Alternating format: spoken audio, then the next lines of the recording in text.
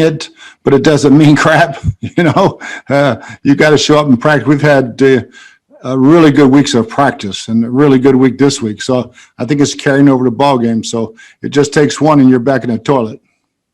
And one of the guys that's playing well and has for you, we don't always see him at practice, right? He has this sort of build up to Sunday, but just talk about Jason Pierre-Paul and how he's able to, get himself ready to do what he does every Sunday.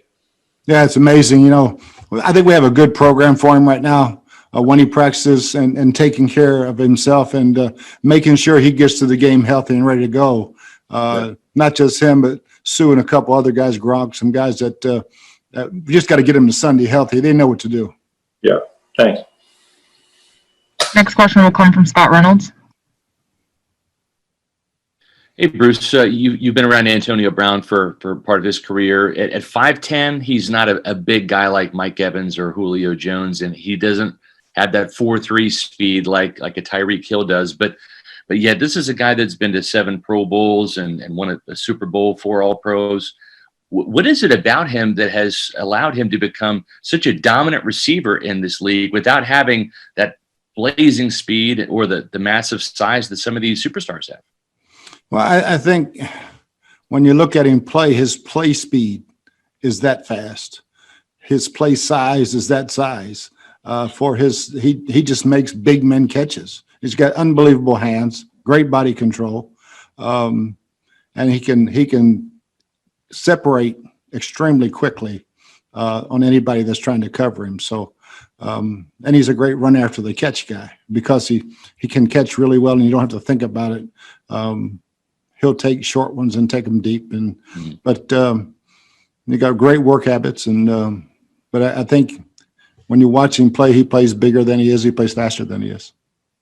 And if I could follow up on a different topic, do you believe in the notion of trap games where a team that you're on, like let's say this year, the 5-2 Buccaneers, going to play a team with certainly a lesser record like the 1-6 Giants? Do you have to kind of safeguard your team against playing down to the level of your opponent? Do you believe in that concept, or you just look at it as on any given Sunday anybody can win and you hammer that? Yeah, I mean, you got to show up every Sunday. That ball's going to bounce, and you got to make sure it bounces your way. And I think that starts on the practice field. You can usually see that as a coach when things start getting a little bit lackluster in practice. But our group has been fantastic, setting a standard for practice. And I don't believe in trap games because the next one's always the most important. Great answers. Thanks, Bruce. Next question will come from Greg Allman.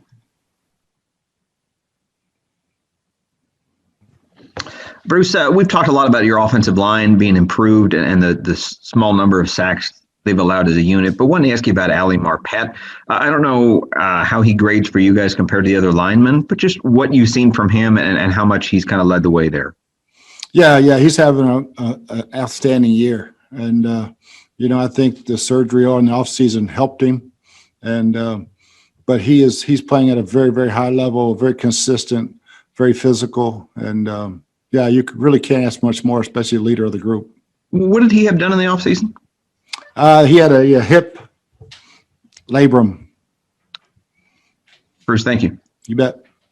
Next question will come from Jen Lane. If you have questions, please raise your hand. Hey, Coach. You mentioned Antonio Brown just a few moments ago answering Scott's question. We haven't seen him, obviously, because he's been working out with the trainers. I'm just wondering, how has his week gone so far? That's good. I mean, we can't be out there, but it's been going really good. He's in really good shape and learning the playbook. He's attending meetings and doing all those things, but he looks fine. He's a guy that hasn't played football in some time, and there's obviously a difference between running routes out there on your own and being in football shape, game shape.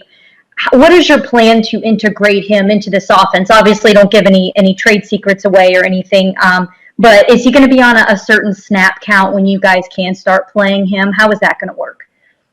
No, he'll have his role, and we've got a nice receiver room. He'll have his role, and we'll bring him along as fast as he can come. And I don't think the speed of the game is going to be a problem for him. Thank you, Coach. Mm-hmm. We'll go back to Greg Allman. Hey, Bruce, back to Antonio. He obviously had some success early in his career in the return game. I didn't know whether that was an option for this year or whether with you kind of reallocating responsibilities among your receivers, if you might also have somebody else that steps in there as a result of Antonio playing more on offense. He's a great punt returner and kick returner. So it's just going to be one of those things where we can get him out there with a live ball, not a jugs machine, and just getting back to catching him. But he'll give us good depth in that area. Thanks. Next will be Scott Reynolds. Bruce, assuming Antonio Brown really acclimates himself well to your playbook and can make an impact right away, and when Chris Godwin comes back, and as Mike Evans is on the mend, and with what Scotty Miller has been able to do for you guys at the start of the season, are you more tempted to maybe have you and Byron look at more 4 wide receiver sets? I know 3 wide receiver sets are certainly a staple in your offense, but going more 4 wide, is there a temptation there with the addition of Brown?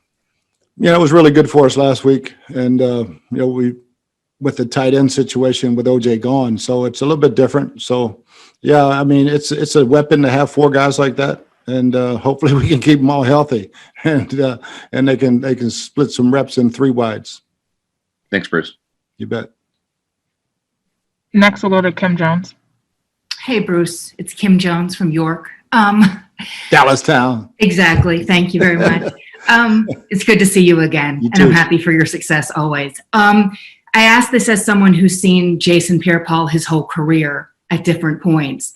Have you ever seen anything like his right hand? And can you imagine overcoming that like he has, so beautifully? That's amazing. It really is. And, you would never guess the way he uses his hands in the pass rush. And he's a genetic freak, really, with the way his neck